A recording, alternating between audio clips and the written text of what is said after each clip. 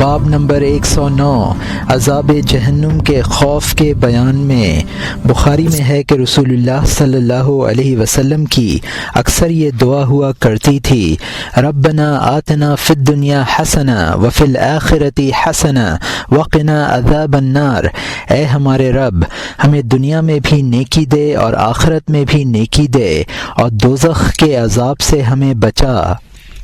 ابو یعلا روایت کرتے ہیں کہ رسول اللہ صلی اللہ علیہ وسلم نے خطبہ پڑھا اور کہا کہ دو بڑی چیزیں یعنی جنت اور دوزخ کو مت بھولو، پھر رو پڑے یہاں تک کہ داڑھی مبارک کی دونوں طرفیں تر ہو گئیں، پھر فرمایا قسم ہے اس ذات پاک کی جس کے ہاتھ میں میری جان ہے، اگر تم جانتے جو میں جانتا ہوں تو تم زمین پر لیٹتے اور اپنے سروں پر مٹی ڈالتے۔ طبرانی نے اوسط میں لکھا ہے کہ جبرائیل علیہ السلام ایک دفعہ خلاف معمول بے وقت آئے، رسول اللہ صلی اللہ علیہ وسلم ان کے واسطے اٹھ کھڑے ہوئے اور کہا، یا جبرائیل کیا وجہ ہے کہ آج میں آپ کا چہرہ بدلا ہوا دیکھتا ہوں؟ جبرائیل علیہ السلام نے کہا کہ میں اللہ کے حکم سے آیا ہوں تاکہ آپ صلی اللہ علیہ وسلم دوزخ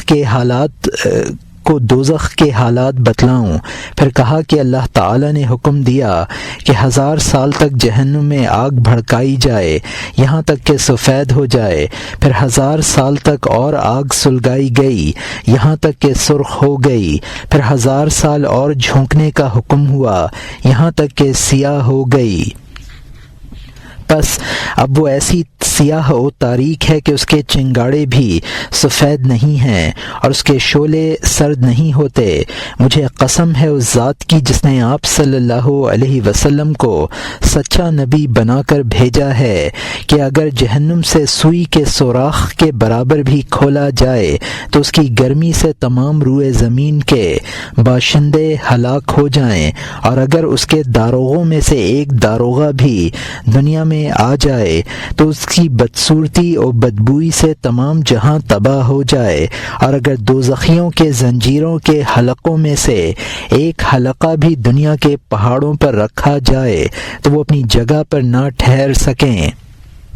اور سب سے نچلی زمین تک دھنس جائیں۔ پس رسول اللہ صلی اللہ علیہ وسلم نے کہا کہ اے جبرائیل علیہ السلام بس کریں، کہیں ایسا نہ ہو کہ اس کے خوف سے میرا دل پھٹ جائے اور میں مر جاؤں۔ اتنے میں رسول اللہ صلی اللہ علیہ وسلم نے جبرائیل علیہ السلام کو دیکھا کہ رو رہے ہیں۔ رسول اللہ صلی اللہ علیہ وسلم نے کہا، اے جبرائیل آپ تو مقرب بارگاہ الہی ہو کر روتے ہیں، آپ کو کس بات کا خوف ہے؟ کہا میں کیوں نہ روں؟ ممکن ہے کہ اللہ کے علم میں میرا یہ درجہ نہ ہو جو اب ہے، کیا خبر ہے کہ کہیں اس آفت میں مبتلا نہ ہو جاؤں جس میں ابلیس مبتلا ہوا تھا، اور مجھے کیا معلوم ہے کہ کہیں اس مصیبت میں نہ پھنس جاؤں جس میں ہاروت و ماروت مبتلا ہو گئے۔ پس رسول اللہ صلی اللہ علیہ وسلم بھی رونے لگ گئے۔ کچھ دیر تک دونوں روتے رہے، یہاں تک کہ آواز آئی کہ اے جبرائیل علیہ السلام او محمد صلی اللہ علیہ وسلم، اللہ تعالی نے تم کو گناہ کرنے سے بچا لیا ہے۔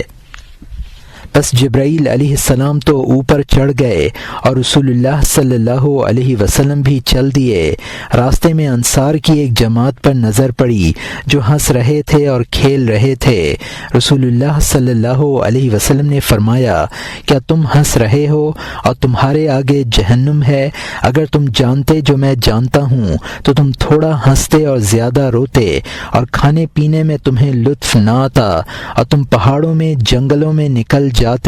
اور اللہ سے پناہ چاہتے۔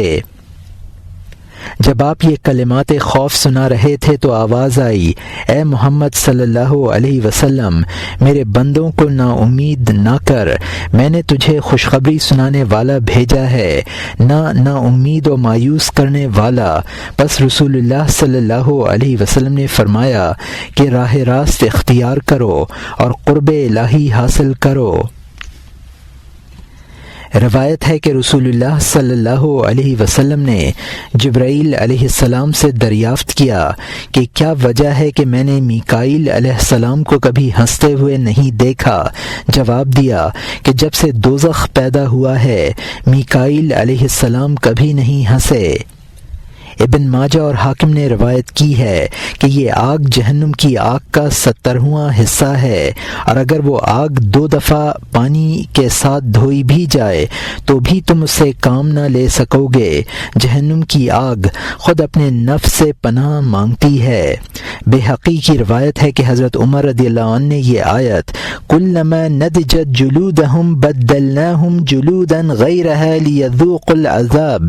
جب ان کے چمڑے پک جائیں گے تو ہم ان کے چمڑے تبدیل کر دیں گے تاکہ عذاب کو چکھیں۔ پڑھی تو کعب رضی اللہ عنہ کو کہا کہ مجھے اس کی تفسیر سناؤ، اگر تو نے سچ کہا تو میں تیری تصدیق کروں گا ورنہ تردید کروں گا۔ کعب رضی اللہ عنہ نے تفسیر کی کہ انسان کی جلد جلائی جائے گی اور 1 ساعت یا 1 دن میں 6000 دفعہ اثر نو تبدیل کی جائے گی۔ حضرت عمر رضی اللہ عنہ نے کہا سچ ہے۔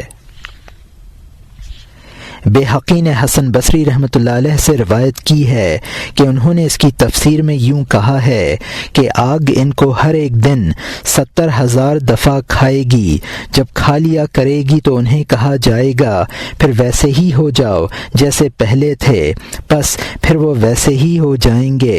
مسلم میں لکھا ہے کہ قیامت کے روز سب سے بڑا دولت مند دوزخی لایا جائے گا، حکم ہوگا کہ اس کو آگ میں ایک غوطہ دو، پھر اسے پوچھا جائے گا اے آدم کے بیٹے کبھی تو نے دنیا میں کوئی خوشی دیکھی تھی یا لذات دنیاویہ سے فائدہ اٹھایا تھا؟ وہ کہے گا یا الہی تیری ذات کی قسم ہے کہ میں نے دنیا کی کوئی لذت نہیں چکھی۔ پھر ایک نہایت مفلس مصیبت زدہ بہشتی لایا جائے گا، حکم ہوگا کہ اس کو جنت سے گزار کر لے آؤ، اس سے پوچھا جائے گا اے آدم علیہ السلام کے بیٹے کیا تو نے کبھی کوئی تکلیف دیکھی ہے یا کبھی تم پر کوئی مصیبت آئی ہے؟ وہ کہے گا ہرگز نہیں، میں نے کبھی کسی غم و الم کا منہ نہیں دیکھا۔ ابن ماجہ نے روایت کی ہے کہ دوزخیوں پر رونا چھوڑا جائے گا، وہ اتنا روئیں گے کہ روتے روتے ان کے آنسو منقطع ہو جائیں گے، پھر خون سے روئیں گے یہاں تک کہ روتے روتے ان کے چہروں میں نالیاں ہو جائیں گی کہ اگر ان میں کشتی چھوڑی جائے تو جاری ہو جائے۔ ابو یعلا نے کہا ہے کہ اے لوگو رو، اگر رونا نہ آئے تو رونے کی صورت بناؤ کہ دوزخی دوزخ میں اتنا روئیں گے کہ ان کے چہروں پر آنسوؤں کے بہنے سے خندقیں پڑ جائیں گی یہاں تک کہ آنسو منقطع ہو جائیں گے، پھر آنکھوں سے خون جاری ہوگا اور آنکھیں زخمی ہو جائیں گی۔